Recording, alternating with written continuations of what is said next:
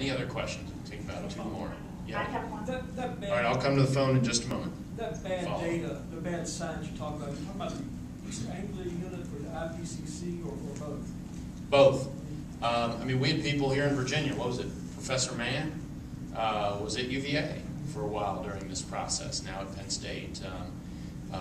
There's, you know, I quoted to you John Christie, who was one of the lead authors for the IPCC. He's in Alabama, Huntsville. There are plenty of people around the country involved in this, but it has clearly been an effort that is more worldwide in scope, and it is the CRU there in East Anglia that has been the gathering point, the folks responsible for putting the data set together that everyone else that the EPA relied on, in turn relied upon.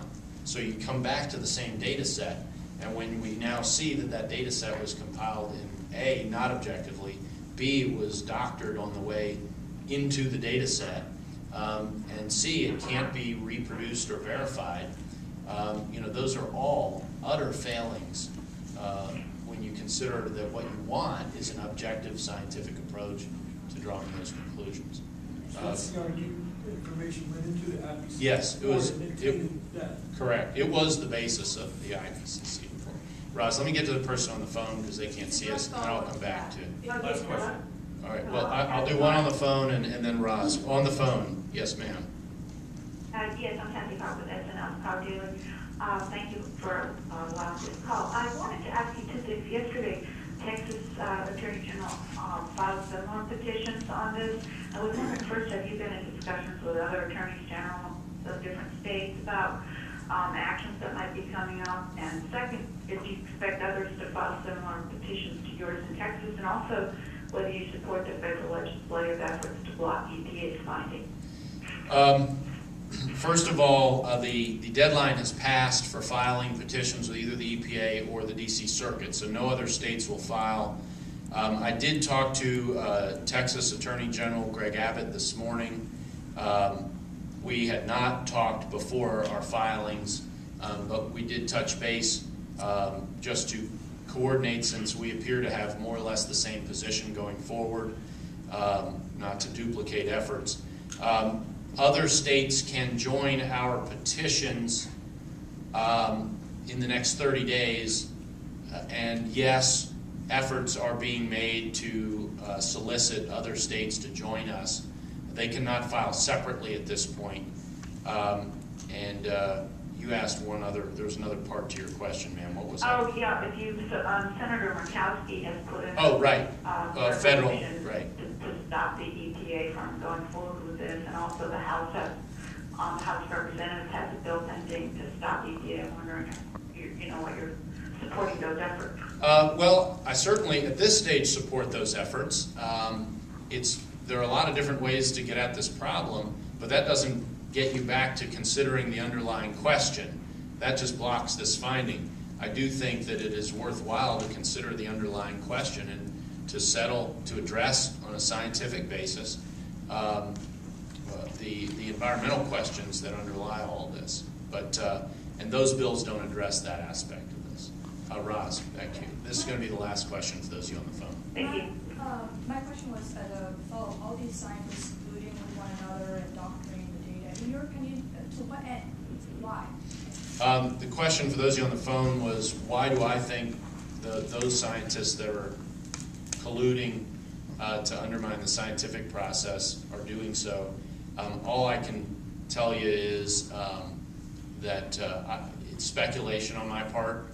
Certainly there's been some writing about who's gotten what grants, and this has become a money industry. I mean, I think the unit of East Anglia University that is at issue here, their largest funder is the U.S. Department of Energy. If the newspaper reports I read are accurate, well, you know, there is a little bit of follow the money. But there's also there's an aspect to this question that seems to lead people to abandon any scientific consideration of it. That's my comment about it being political science and not real science. There are people who want outcomes in government and in policy, and this is one tool that, whether they think the data matches the basis or not for their positions, it does achieve their political ends. And you can't overlook that. That's as old as mankind itself. And when you read through some of the emails, you see clear, intentional hiding of information in a process supposed to be transparent. You see efforts to block certain scientists from being able to publish. Again, part of the peer review process. Those kinds of things. And then the same folks turn around and say, well, we're only looking at peer-reviewed materials. They actually looked at more than that. But and the same folks were blocking people from getting peer-reviewed publishing. Well, you've already tainted your study set again in your articles and your peer reviews. So it is a true mess that has been years in the making. And it doesn't so much have to be undone as it simply does. We have to go back to the raw data and let the scientific community, and by that I mean people who actually have expertise in this area, to go to your point about why. In the political arena, we've seen, here's a list of scientists. Well, when you've got podiatrists on there with climatologists, so what if they have a PhD? Is it relevant, and do they actually know what they're talking about? It is a legitimate question, and we see that popping up in the last 15 years in U.S. politics all the time. And let's face it, the EPA, the question about the federal legislation, it doesn't happen, what they're doing doesn't happen in a vacuum, nor will it continue to happen in a vacuum. Virginia's contribution to this effort is going to be to try to make them go back and force a proper process to produce a more objectively defensible result, whatever that result may be. Thank you all very much for joining us. I appreciate having you here, and we will see where this goes, but we will keep you informed. Thank you all very much.